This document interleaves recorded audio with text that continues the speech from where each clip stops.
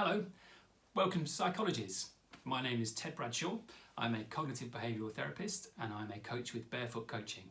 I'm also the creator of this short programme, How to Manage Your Anxiety and Thrive. This is video number 1 out of 4. In this short coaching video, you're going to learn something about how to understand your own individual reaction to situations that make you anxious. How to work out why you're getting anxious in the first place. To keep track of these videos, you can come along to the Psychologies website, or you can subscribe to Psychologies magazine to access the full course, including weekly journal workbooks for in-depth coaching, or you can subscribe via the link in this video's caption. If you're already a subscriber, head to the Live for Lead Club page on the Psychologies website to register or to sign in. Today we're going to talk about this diagram over here and about how it might help you understand why you are getting anxious in the first place. There are a couple of concepts that are useful to understand before we get going. The first is that anxiety is a normal response. It is a usual response and it is an essential response. Your brain is there to spot danger in order to keep you alive. It's actively looking for things that might go wrong. That is there for spotting predators.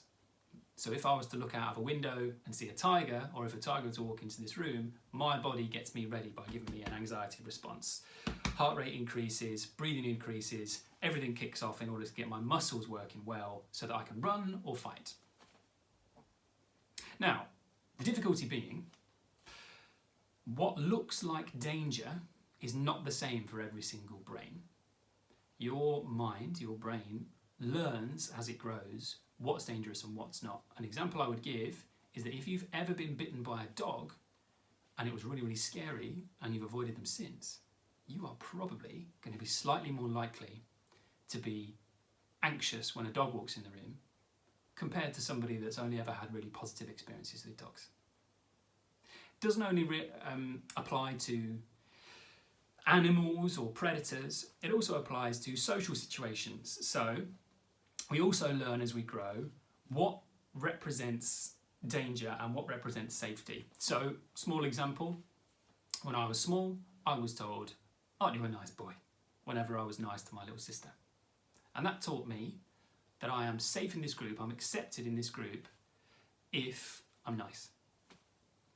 And what that means is that every time I consider doing something which might upset somebody or might let somebody down, saying no to somebody, that kind of thing, my brain goes, "Ooh, hold on, that's not a good idea."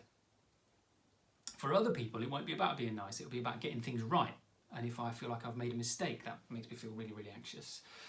For some people, it'll be about not finishing things. For some people, it'll be about making a fool of themselves, worrying about getting embarrassed in front of other people. Again, if you have been embarrassed before and you've had experience of being laughed at, you're going to be more likely to spot possible danger in a social situation than somebody who's only ever had really lovely experiences with people. So, going along with the workbook that you're going to have with session number 1, the first thing I'd encourage you to do is try to work out when you feel anxious, at the moment that you feel anxious, what's going on, where am I? How am I feeling? So am I feeling anxious, am I feeling guilty, am I feeling something else? And what's going through my mind that's making me feel that way? We don't only feel anxious because of the situation. The way we interpret the situation ratchets up the anxiety. I'm going to go through a small example with you just to get across what I mean. So I've told you already that I get a bit nervous about letting people down. Recently, I've had too much work to do. So this morning, I woke up, looked at my emails and I thought, oh my word, there's so many here. How am I going to get it all done? There's a thought for you. How am I going to get it all done? I started feeling anxious, is what I was doing. So the question I want you to practice asking yourself, and that I asked myself was, what is it about the fact that I've got loads of work to do that makes me feel anxious? First things that came up were, I won't get it done. So then I asked myself again, what is it about the idea of not getting it done that makes me feel anxious? And the answer to that, for me, is I'll let someone down.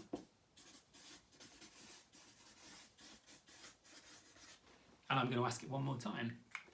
What is it about the idea of letting somebody down that makes you feel anxious, Ted? And the answer to that, probably, if I'm honest, is they won't like me.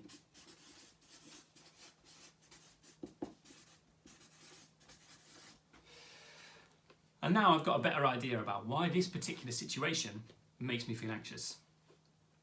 I'm not worried about not getting it all done, really. I'm worried that people won't like me. And that is something I can work on. In session number 3 out of these, we're going to work on how do you manage thinking, how do you tackle the kinds of thinking that come up. But for now, what we're going to work on is getting really good at, every time you feel a bit anxious, trying to sit down and ask yourself, what's going on? How anxious am I feeling and why? What is it that's making me feel this way? And keep asking that question until you get to an answer. I hope it's helpful, and I look forward to hearing how you get on.